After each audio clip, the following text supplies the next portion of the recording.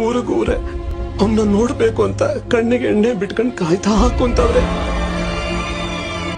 ಊರೇ ಹೆತ್ತ ಮಗ ನಿಂದು ಎಂಥ ತ್ಯಾಗ, ನೀನು ನಮ್ಮ ಪಾಲಿಗೆ ಎಂದು ದೇವ್ರಯ್ಯ. ಕೊಡಲಿ ಏಟ ತಿಂದು ನೆರಳ ನೀಡೋ ಮರ, ನಿಂದು ಕಾಲ ಮುಗಿದರು ನಿಲ್ಲದು ಅಧ್ಯಾಯ.